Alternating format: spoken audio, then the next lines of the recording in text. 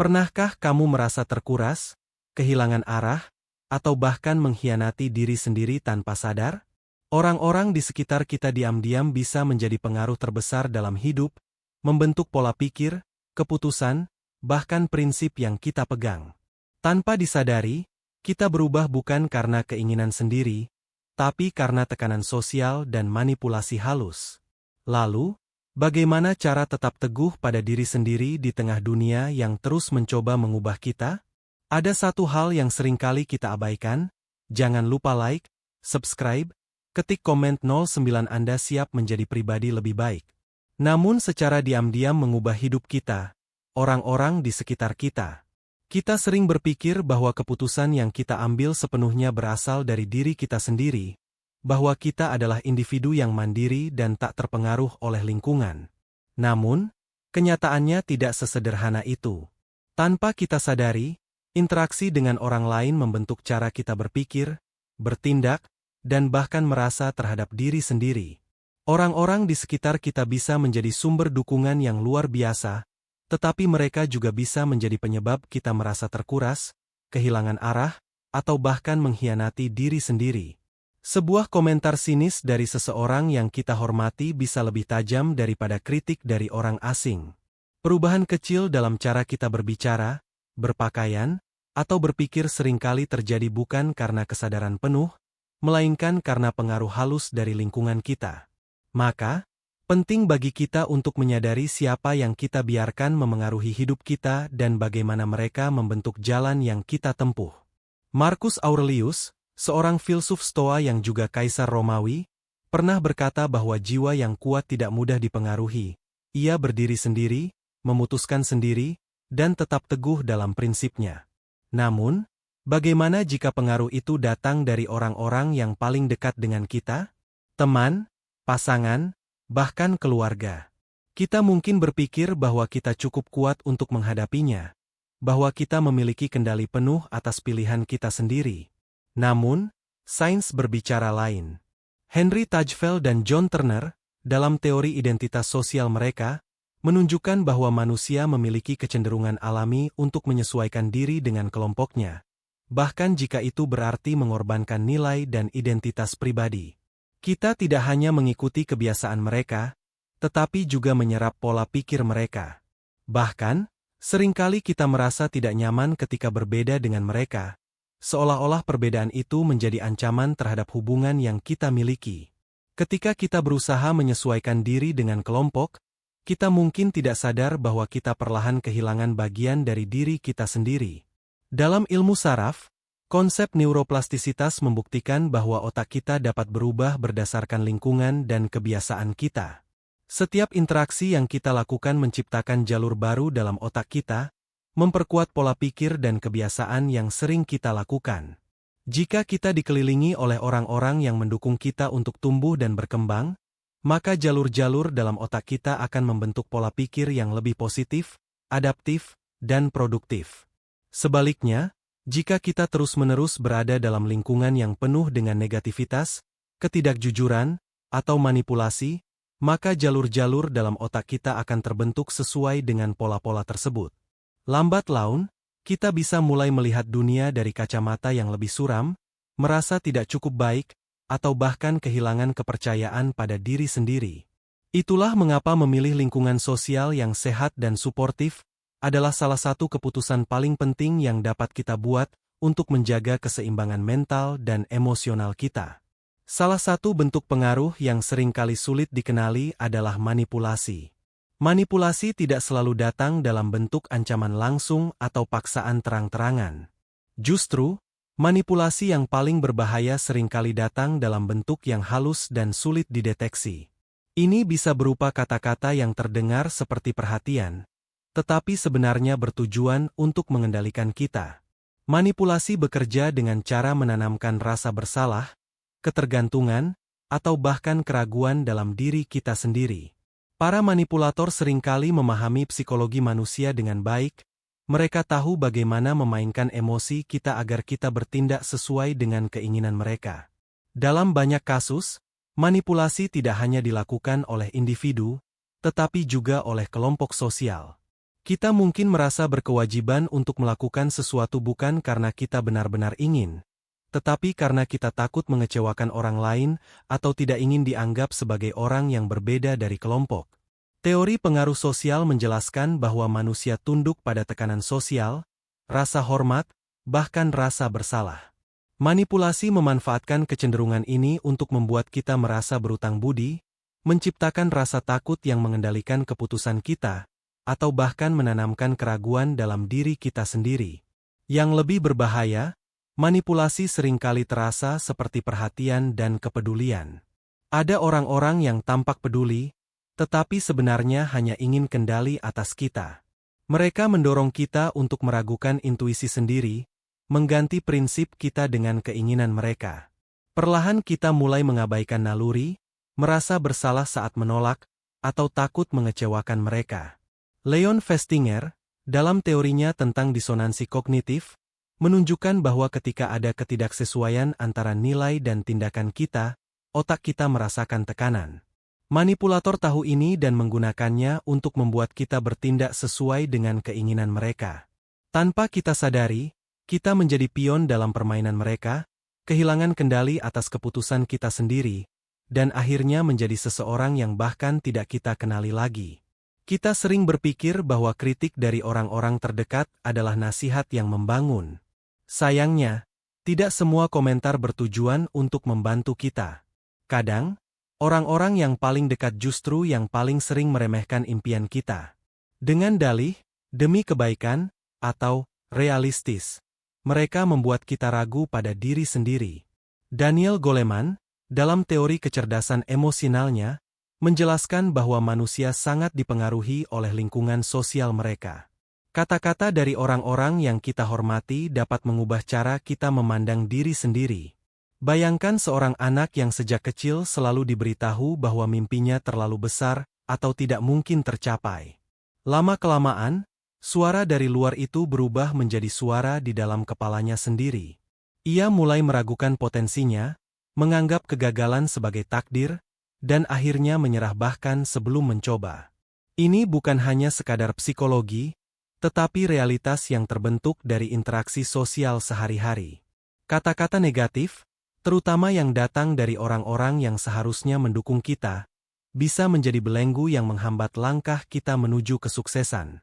Banyak impian besar yang awalnya dianggap mustahil. Thomas Edison dicemooh karena gagal ribuan kali sebelum menemukan bola lampu. J.K. Rowling ditolak berkali-kali sebelum Harry Potter akhirnya diterbitkan. Bahkan Marcus Aurelius sendiri menghadapi banyak kritik ketika berusaha menerapkan filosofi Stoa dalam kepemimpinannya. Tapi mereka tidak berhenti hanya karena orang lain berkata mereka tidak akan berhasil. Seperti yang dikatakan Epictetus, jika seseorang berusaha menghambat perjalananmu, itu karena mereka sendiri tidak mampu berjalan sejauh itu.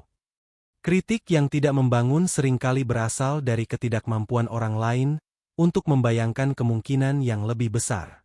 Ketika seseorang berkata bahwa impianmu tidak realistis, sebenarnya itu mencerminkan keterbatasan mereka, bukan potensimu. Dunia telah berulang kali membuktikan bahwa perubahan besar selalu dimulai dari mereka yang berani melangkah keluar dari ekspektasi umum. Jadi, mengapa kita harus membiarkan batasan orang lain menjadi batasan kita juga? Ada harga yang harus dibayar setiap kali kita mengorbankan prinsip kita. Semakin sering kita menyerah pada tekanan sosial, semakin jauh kita terseret dari diri kita sendiri. Seneca pernah berkata, jika kamu tidak tahu kemana kamu pergi, tidak ada angin yang akan menguntungkanmu. Prinsip adalah kompas yang menjaga kita tetap pada jalur yang benar. Ketika kita mulai mengabaikannya sedikit demi kenyamanan, kita akhirnya berakhir di tempat yang tidak pernah kita inginkan. Masalahnya, kompromi kecil yang kita buat seringkali terasa tidak berbahaya pada awalnya. Kita mungkin berpikir, hanya kali ini saja, atau tidak apa-apa demi menjaga hubungan. Namun, sedikit demi sedikit, prinsip yang dulu kita pegang erat mulai luntur. Kita menjadi lebih mudah terpengaruh, lebih takut menghadapi konflik, dan lebih rela mengorbankan diri hanya untuk diterima. Tanpa kita sadari, kita telah menjadi seseorang yang jauh berbeda dari diri kita yang dulu, bukan karena kita berkembang, tetapi karena kita menyerah. Sesuatu yang lebih berharga dari uang, lebih langka dari waktu, dan lebih sulit diperbaiki daripada reputasi adalah energi mental kita. Ini adalah bahan bakar dari segala yang kita lakukan. Tetapi seringkali kita membuangnya untuk hal-hal yang tidak membawa manfaat. Dalam dunia yang penuh kebisingan, kita harus belajar memilah siapa dan apa yang layak mendapatkan perhatian kita. Energi yang kita berikan tidak bisa kita ambil kembali. Jadi kepada siapa atau apa kita memberikannya akan menentukan bagaimana hidup kita berjalan. Banyak dari kita menghabiskan energi untuk hal-hal yang sebenarnya tidak berarti dalam jangka panjang. Kita terjebak dalam drama yang tidak perlu, mencoba menyenangkan semua orang, atau berusaha membuktikan sesuatu kepada mereka yang tidak peduli. Sementara itu, energi yang seharusnya kita gunakan untuk membangun masa depan kita terkuras oleh hal-hal yang tidak memberi kita nilai apapun. Oleh karena itu, penting untuk sadar dan memilih dengan bijak. Kepada siapa kita memberikan perhatian dan usaha kita? Ada orang-orang yang mendekat bukan karena peduli, tetapi karena ada sesuatu yang bisa mereka ambil. Hubungan semacam ini terasa ringan di permukaan, penuh basa-basi, tetapi kosong ketika diuji oleh waktu dan keadaan. Henry Tajfel dan John Turner menjelaskan bahwa identitas sosial seseorang seringkali terbentuk bukan karena keterikatan yang tulus, tetapi karena kenyamanan atau status yang mereka dapatkan dari asosiasi tersebut. Epictetus pernah berkata, saat seseorang mulai lebih tertarik pada manfaat yang bisa ia dapatkan daripada hubungan itu sendiri, itu bukan lagi hubungan, melainkan transaksi. Sayangnya, tidak semua orang dalam hidup kita memiliki niat yang baik. Ada mereka yang datang hanya ketika mereka membutuhkan sesuatu, tetapi menghilang ketika kita tidak lagi berguna bagi mereka. Ini bukan berarti kita harus menjadi sinis atau menutup diri, tetapi kita perlu mengenali hubungan yang sehat dan tidak sehat. Hubungan yang tulus bukanlah tentang seberapa banyak kita bisa memberi atau menerima, tetapi tentang saling mendukung, bahkan dalam keadaan sulit. Oleh karena itu, kita harus lebih berhati-hati dalam memilih siapa yang kita izinkan untuk masuk ke dalam lingkaran terdekat kita. Sesuatu yang lebih berharga dari uang, lebih langka dari waktu, dan lebih sulit diperbaiki daripada reputasi adalah energi mental kita. Ini adalah bahan bakar dari segala yang kita lakukan, dari keputusan-keputusan besar dalam hidup hingga respons kecil terhadap orang-orang di sekitar kita. Namun, banyak orang yang tidak menyadari betapa berharganya energi mental ini, hingga mereka kehabisan tenaga secara emosional dan psikologis. Setiap interaksi yang kita lakukan, setiap konflik yang kita hadapi, setiap keputusan yang kita pertimbangkan, semua itu menguras energi mental kita. Dalam dunia yang penuh kebisingan dan distraksi, kita harus semakin bijak dalam memilih kemana kita mengalokasikan energi kita. Apakah kita menghabiskannya untuk perdebatan yang tidak membangun? Untuk orang-orang yang hanya menyerap tanpa memberi? Ataukah kita menggunakannya untuk pertumbuhan pribadi dan hubungan yang benar-benar berarti? Kita tidak bisa menghindari semua sumber stres dalam hidup, tetapi kita bisa memilih untuk tidak membiarkan diri kita terkuras oleh hal-hal yang tidak sepadan. Karena itu, memahami dan mengelola energi mental adalah kunci untuk tetap berdaya di tengah dunia yang terus menuntut perhatian kita. Ada orang-orang yang mendekat bukan karena peduli, tetapi karena ada sesuatu yang bisa mereka ambil. Hubungan semacam ini terasa ringan di permukaan, penuh basa-basi, tetapi kosong ketika diuji oleh waktu dan keadaan.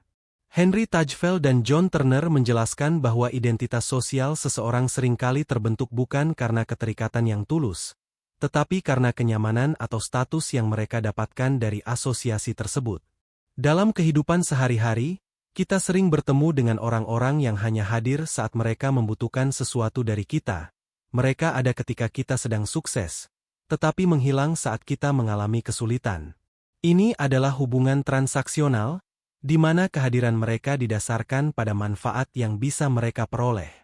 Hubungan yang sehat bukanlah soal seberapa banyak yang bisa diberikan satu sama lain dalam bentuk materi atau status, tetapi lebih kepada saling memahami, mendukung, dan menghargai.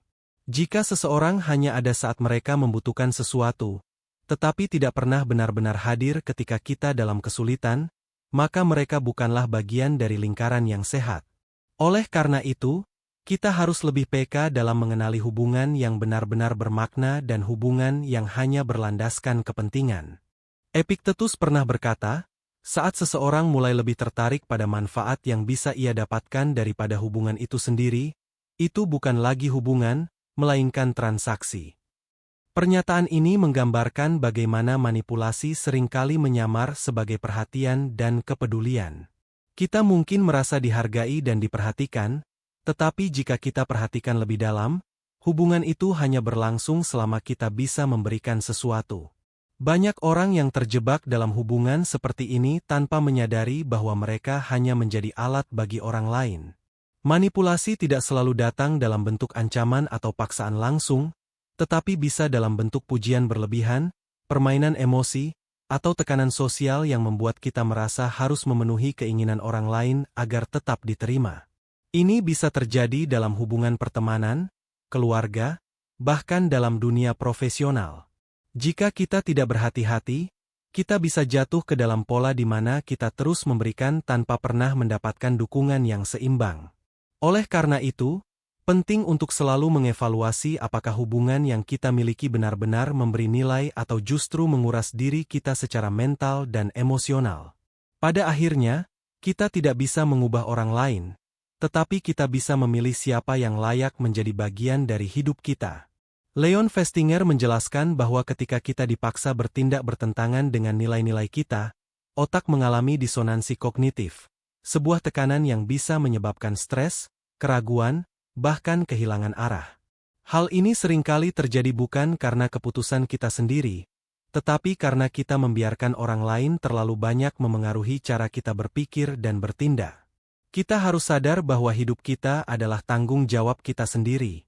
Orang-orang akan selalu memiliki pendapat, ekspektasi, dan tuntutan, tetapi pada akhirnya, kita yang harus menanggung konsekuensinya.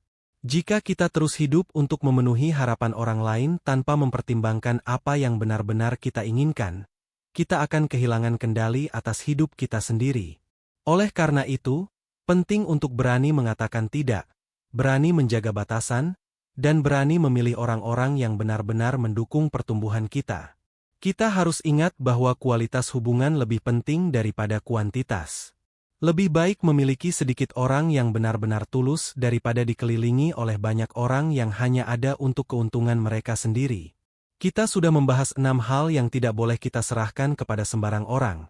Kemampuan kita untuk berpikir sendiri, jati diri kita, impian yang kita perjuangkan, prinsip yang kita pegang, energi yang harus kita jaga, dan hubungan yang seharusnya berarti. Memahami hal ini bukan hanya soal bertahan, tetapi tentang bagaimana kita tetap kuat dalam dunia yang penuh tekanan. Prinsip yang kuat dimulai dari pemahaman yang mendalam. Jadi, tetaplah teguh, dan jangan biarkan siapapun merampas kendali atas hidupmu. Menjaga prinsip bukan berarti menjadi kaku atau tertutup terhadap perubahan, tetapi tentang memastikan bahwa perubahan yang kita jalani tetap sejalan dengan nilai-nilai yang kita yakini.